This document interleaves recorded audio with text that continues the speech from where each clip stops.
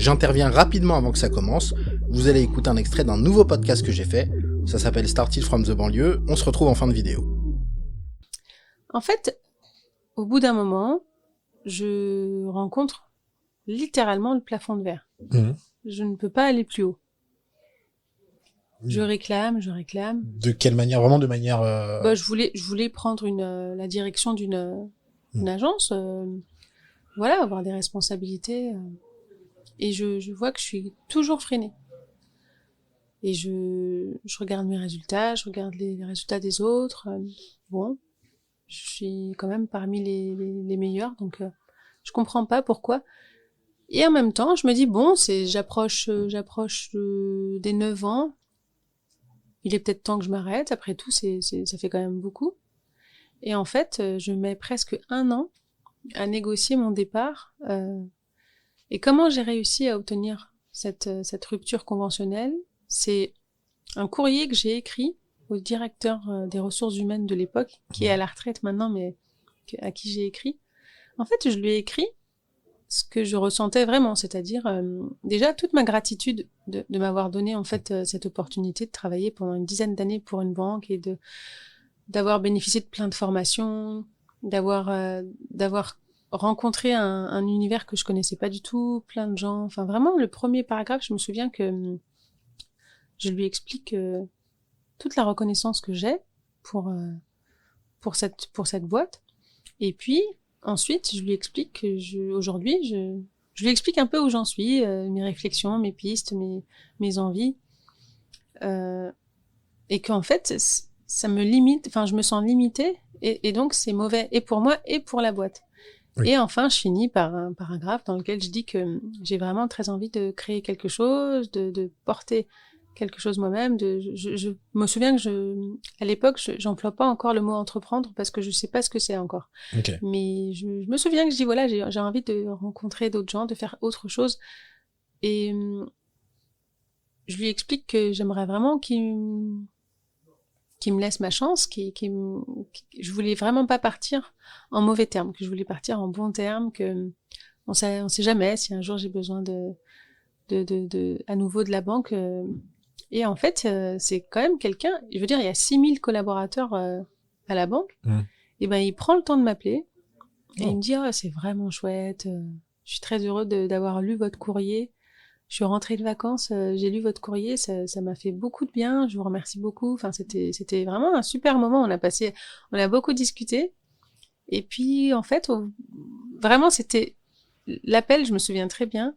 Il m'a appelé pour me dire, je vais pas pouvoir vous accorder la rupture conventionnelle. Et à la fin de l'appel, il me dit, je vais vous accorder la rupture conventionnelle. Ça veut dire que vraiment, il avait besoin de comprendre ma sincère motivation.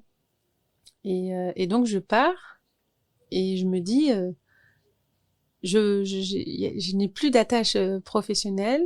C'est le moment de partir à l'aventure, faire quelque chose de différent. Et donc, c'est parti. Je pars au Canada, aux États-Unis.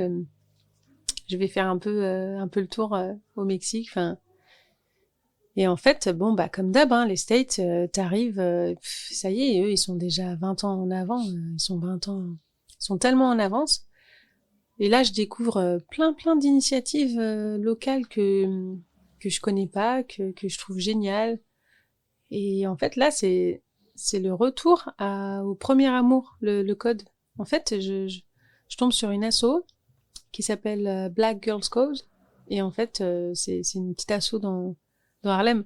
À l'époque, c'était une petite asso, mais là, maintenant, ça y est, elles en ont plein dans plein d'États. Mais donc, elles apprennent le code aux jeunes filles. En plus, le système américain est complètement différent parce que si t'as pas d'argent, de toute façon, tu peux rien faire. Et en fait, elle crée vraiment la possibilité aux jeunes filles d'avoir des super notes à l'école pour pouvoir accéder à des bourses.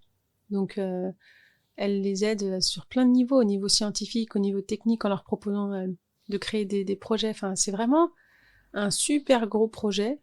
C'est extraordinaire ce qu'elles font.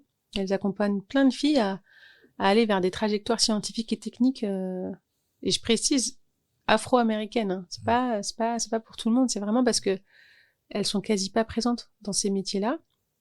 Et même à l'école, elles sont pas trop présentes dans les filières prestigieuses, scientifiques et techniques. Et donc, en fait, moi, je suis complètement, je suis trop en admiration et je rentre à Paris et ça y est, je me dis, ça y est, je me reconvertis là, je veux faire du code, je veux faire la même chose. Ça devient ça, le projet dont tu parlais dans la lettre. Exactement. Ça devient ça. C'est ça. Là, ça y est, ça se concrétise dans ma tête.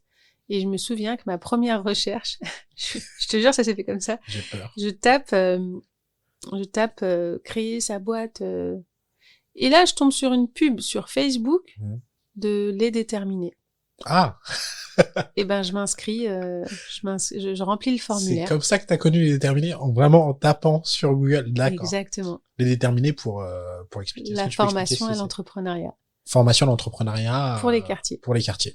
Je sais pas pourquoi j'ai vu cette pub, mais franchement, c'est le Mektoub. Je le sais maintenant parce que c'était tellement flou, je savais pas par où commencer. Je trouve d'ailleurs que il y a pas assez d'informations sur les débuts de l'entrepreneuriat. Par quoi on commence, qui on va voir, qu'est-ce qu'il nous faut comme moyen pour démarrer. Et en fait, tout ça, je savais pas du tout quoi faire. Donc, je remplis le formulaire, je vois que je suis présélectionnée, je fais l'entretien, je vois que je passe le second entretien et après, je reçois le coup de fil qui me dit « Bon, bah c'est bon, vous pouvez faire partie de la promo 4 des Déterminés. »